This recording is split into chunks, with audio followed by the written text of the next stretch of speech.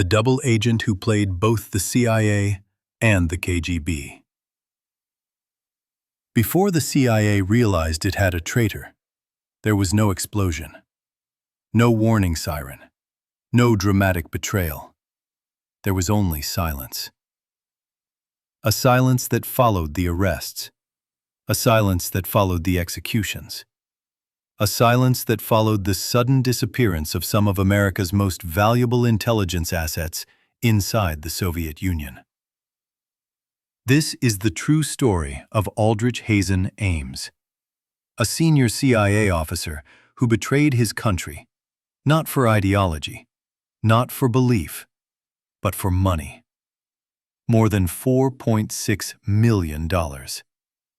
And for nearly 9 years, he dismantled American intelligence from the inside, while helping lead the search for the traitor. Aldrich Ames was born on May 26, 1941, in River Falls, Wisconsin. His father, Carlton G. Ames, was a CIA analyst who specialized in Soviet affairs. From childhood, Aldrich grew up surrounded by secrecy, foreign postings, government housing, conversations that stopped when children entered the room. Secrecy was not mysterious to him. It was normal.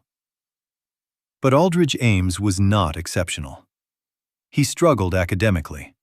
He lacked discipline. He drank heavily even as a young man.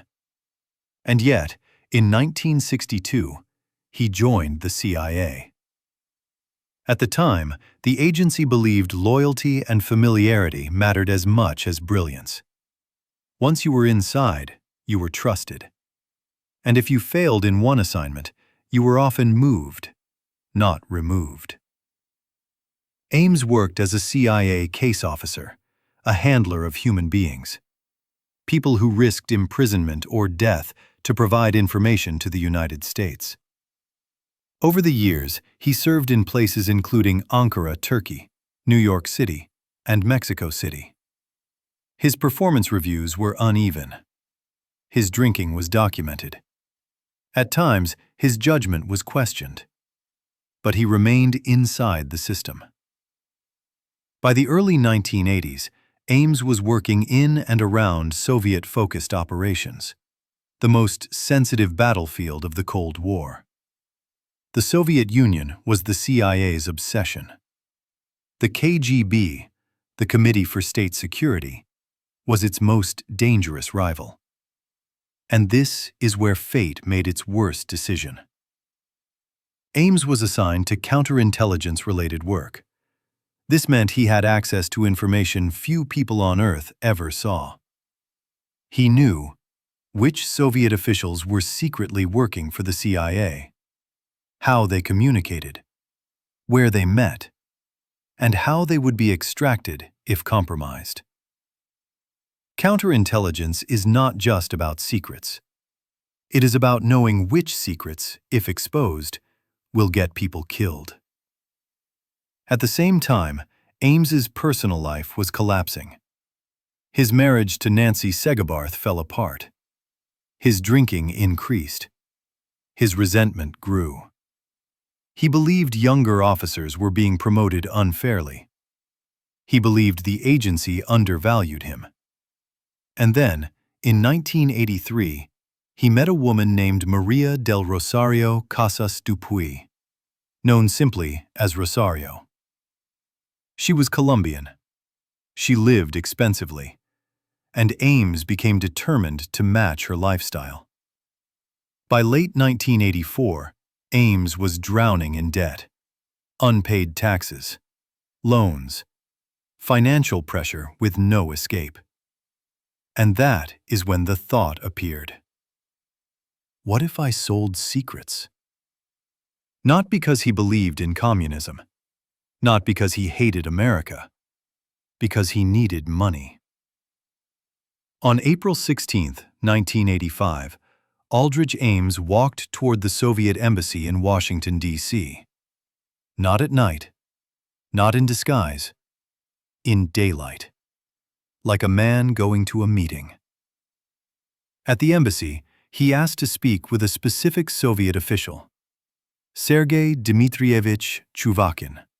Chuvakin was a Soviet foreign ministry officer involved in arms control diplomacy. The CIA believed Ames was assessing him as part of authorized contact work. The Soviets believed something else. Ames handed over an envelope. Inside was a note describing CIA cases involving Soviets who had approached the CIA. But there was more. Ames included a page from an internal CIA directory, with his own real name highlighted. Proof, credentials, a declaration. And then he made his demand. $50,000. No drama, no threat, just a price. On May 15, 1985, Ames returned to the embassy. He was escorted into a private room. A KGB officer appeared. The Soviets agreed to pay him. 2 days later, May 17th, Ames met Chuvakin again and received $50,000 in cash. This was the moment he could have stopped. He did not. From this point forward, Ames began selling people. Among the first names he revealed were Valery Martinov and Sergei Motorin. Both were Soviet officers secretly cooperating with the CIA. Both were arrested. Both were executed.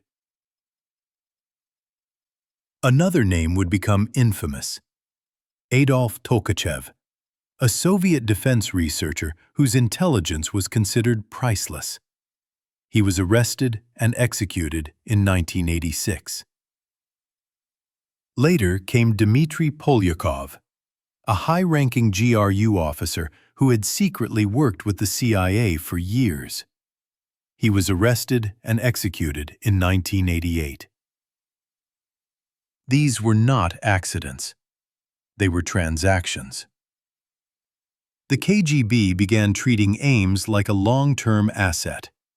Payments increased, hundreds of thousands of dollars, then millions.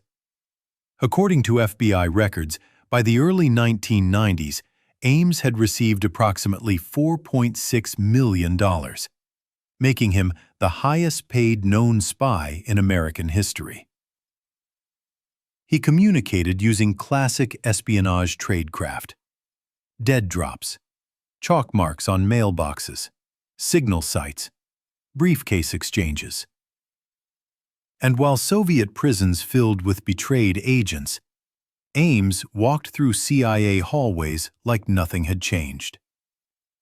He attended meetings analyzing why sources were disappearing. He reviewed damage assessments. He helped steer suspicion away from himself. In 1986, he traveled to Bogotá, Colombia, where he met a Moscow-based KGB officer. Later, in Rome, Italy, he continued meetings with Soviet intelligence officers under diplomatic cover. In 1985, Ames divorced Nancy Segabarth and married Rosario. He built a cover story that his wife's family had money.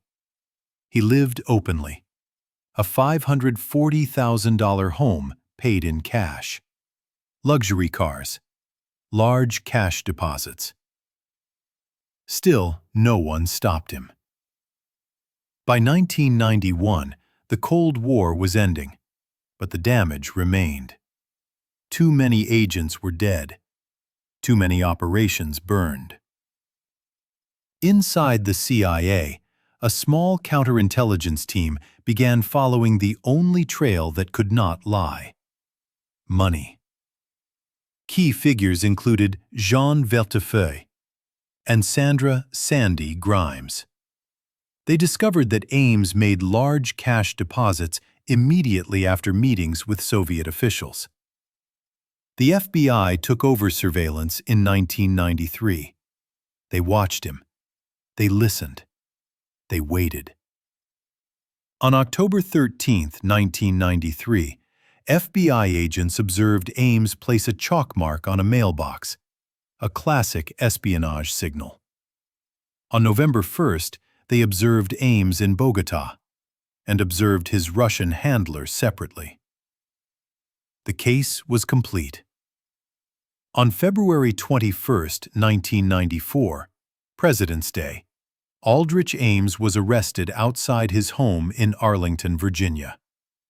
Rosario Ames was arrested separately.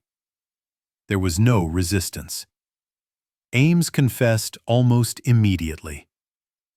On April 28, 1994, Aldrich Ames pleaded guilty to espionage and was sentenced to life imprisonment without parole. Rosario Ames was later sentenced to 63 months for aiding and abetting.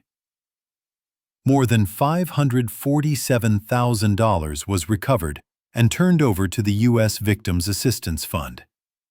But the real victims could not be repaid. Many names remain classified. Many families never received answers. Aldrich Ames still lives. The people he betrayed do not. He was not caught because he was careless. He was caught because money is loud, even in silence. This was the most damaging penetration of the CIA in modern history. A forgotten tale, one that should never be forgotten. If you want more deeply researched stories of espionage, war, and crime, subscribe to Forgotten Tales, because the past is never as simple as it seems.